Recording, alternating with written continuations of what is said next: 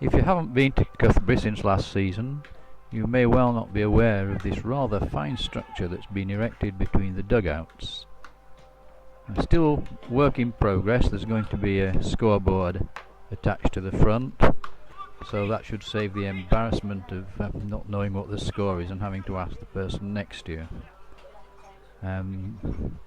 The hope is that this should be available for the start of the season, at least the first home game. And there's no git climbing up a ladder. Is that a disappearing act? No.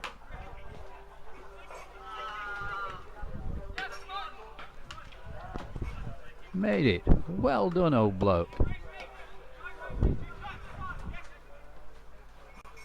There must be quite a good view from up there.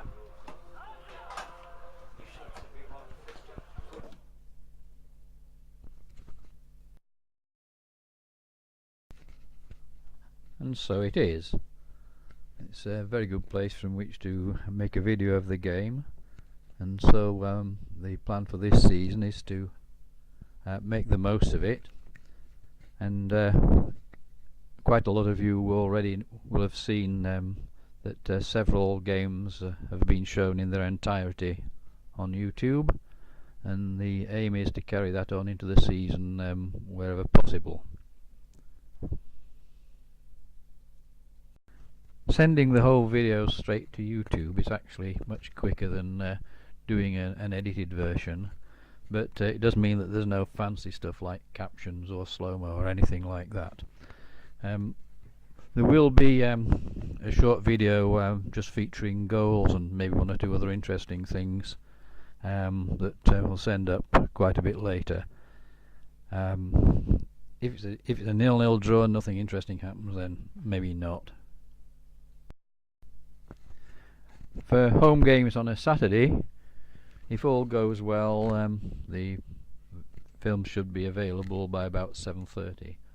All isn't always going to go well, but what the ones we've done so far have seemed to go quite smoothly for the most part. Evening home games about midnight. Away games, which I think will be more useful to a lot of people because they won't have seen the game. They're going to be a bit later, and that's just really adding on the travelling time from wherever that is. So for most games, Saturday should be up between 9 and before 9 or 10 o'clock. There'll be a few long distance ones that'll probably be later.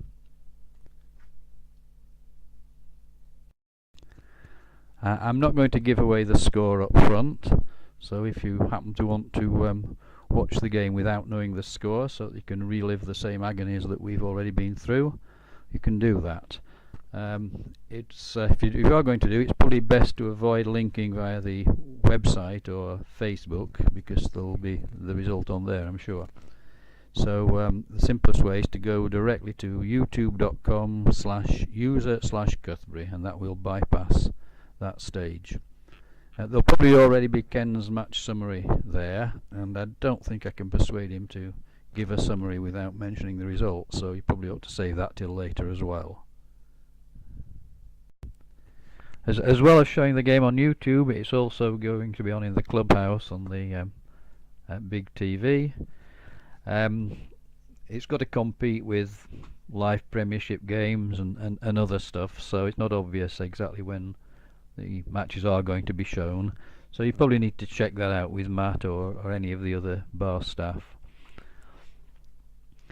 In fact, in some cases that will be available before it's on YouTube, particularly for away games, where we're looking at probably a couple of hours earlier than it will be available on the web.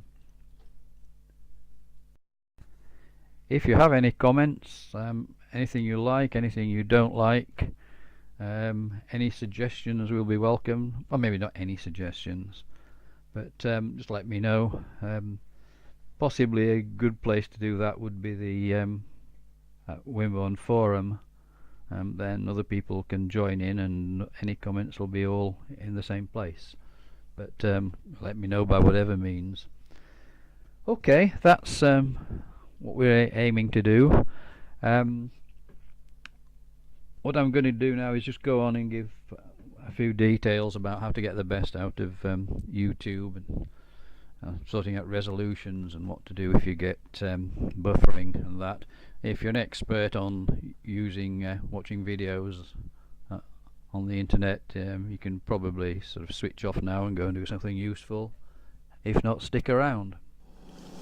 Okay, I've now got the camera set up to look at the laptop screen, and I've gone to youtube.com/user/Cuthbury, and I get this presentation. You may not get the same if you're going from an iPad or a smartphone or something of the sort. It may look rather different, but you should be able to get to the icons of the various uploads. So let's start and let's have a look at this one, say.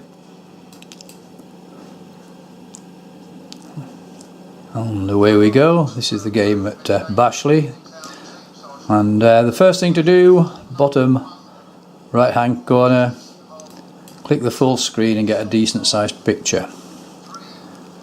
After that, what I actually do is, here there's a volume control.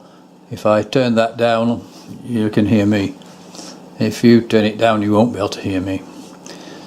And we'll go to this thing next, which is selecting the resolution, and YouTube will pick a number. Usually it picks 320, but there's a whole range of different resolutions.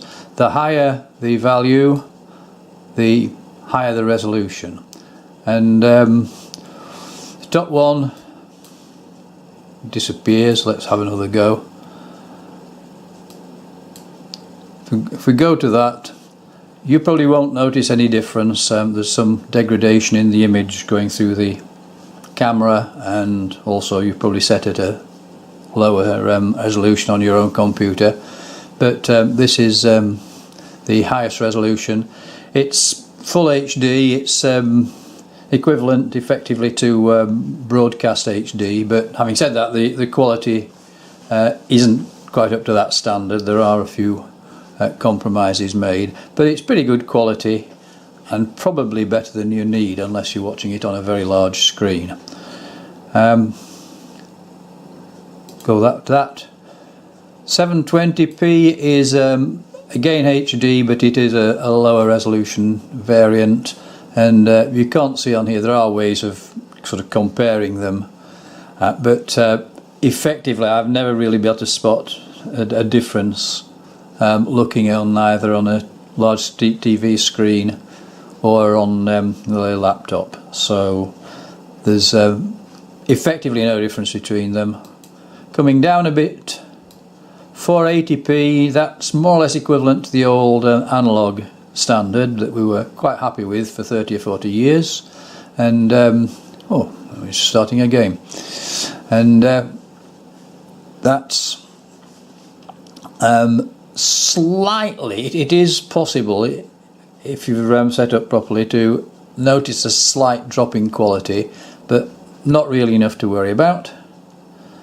Moving on, 360 is the one that for some reason YouTube usually seems to come up with first off. I suspect this came up at a higher thing because I've watched this already and it's remembered. And then it goes down 240. The resolution's going a little bit, and if I can find it again, there we go. The lowest they have is 144. You can probably, if you look at detail, that is a pretty poor quality picture, so you want to avoid that. In general, if you've got, if you're going to show it on a large screen TV, maybe one of the HD ones, a laptop or most of the things, 480 is probably fine, and it's as good as you'll get.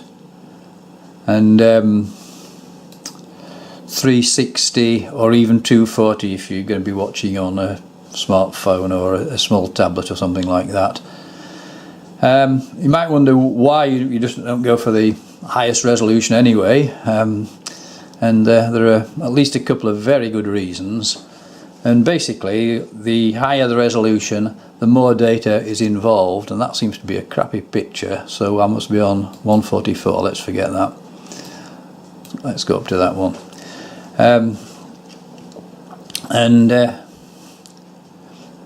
Basically, it's gone to a much better picture. You'll see. The higher the resolution, the more data there is, and these are very big files, and so it depends on how much bandwidth you've got. But it's quite possible that if you haven't got enough bandwidth, the data won't get down fast enough to keep the picture going, and you get what's known as buffering, and that's when the picture freezes, a little arrow chases itself around the middle of the screen, and you shout unpleasant things at it. So there are a couple of ways of getting around that. One is just to drop the speed, and you can see certainly going down to 480 is fine, and if you have a problem you can go down a bit lower. So that's one thing you can do. Incidentally, roughly the drop in file size with resolution, if you start off at 1080, which is the highest, 720 is about half as much data, 480 is about a third as much, and if you go down to 360 it's about an eighth as much, so it really drops off. So if you have got buffering at the higher speeds, you can probably go down quite a bit. For the if you want to watch in HD, you do need a pretty fast broadband.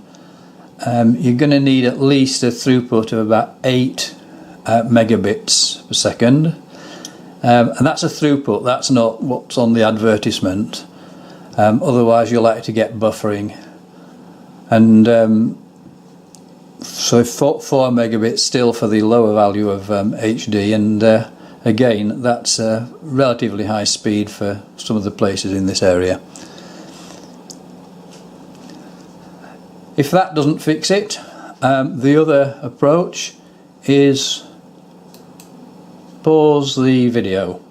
Just click that on the bottom left and it stops, but it carries on buffering.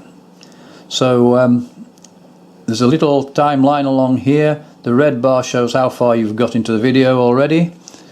The little grey bit, which should extend slowly, that's how much is buffered up and you can still go into, and all of that is sort of clean territory. And so you can do that. You can wait for a little while, try starting it again, and if it keeps on buffering, you've gone too fast, you need to give it longer. Another thing that there is down here is a watch later thing, where you can just press that and clear off, watch match of the day, whatever, and come back and it'll be sitting there waiting for you, and away you go. So one or other of those ways you should be able to more or less get away from the effects of buffering. Another useful thing for this timeline actually is that you can move the slider along there. So if something interesting's happened, and what seems to be interesting happened is somebody's hurt themselves, but you can just sort of take that back a little way and it will go back and you can watch it over again. Or you can go forward. So if you know what is coming up, you know there's a goal after say 20 minutes. The video probably started a couple of minutes early, so go and look about 21, 22 minutes and set it to there, and I don't suppose there is a goal at that. But you can juggle around and go backwards and forwards. If you do go ahead of the grey area there, you're going into new territory, and so you haven't recorded quite a bit of that, so you won't have the full video. If you go via the watch later thing, you can't fall into that trap. Okay, that's oh no, the other, I'm not quite finished. The other reason why you may not want to go to have to higher resolution depends on what your tariff is. If you've got an unlimited download tariff, you're probably okay. If you've got some sort of bandwidth limit, these files are very big. A whole match is about 3 gigabytes, and in a month we could have 8 games if we've got all Tuesday night games as well. In fact, in this month, August, there are 9 games including the friendlies. So you can use up quite a lot of your monthly allowance. I mean, a busy month, you're looking at possibly about 25 gigabytes. So if that exceeds your allowance, you certainly don't need to be watching at such a high resolution, and you can back off a bit. If you do go above your monthly limit, you can still watch, and they'll charge you for it, and they really will charge you for it in a lot of cases, so it's something you don't want to do too often. What else is there here? I think those are all the obvious things you need to do. There are other fancy things you can do. If you wanted, there are ways of actually downloading the whole movie so that you've got it on your computer. I won't go into those, but there are apps for various devices and programs that you can get that allow you to do that, should you want to do. Right, that's about it. Hope it's helped a bit. And if there's any questions, feel free to ask. And enjoy the videos.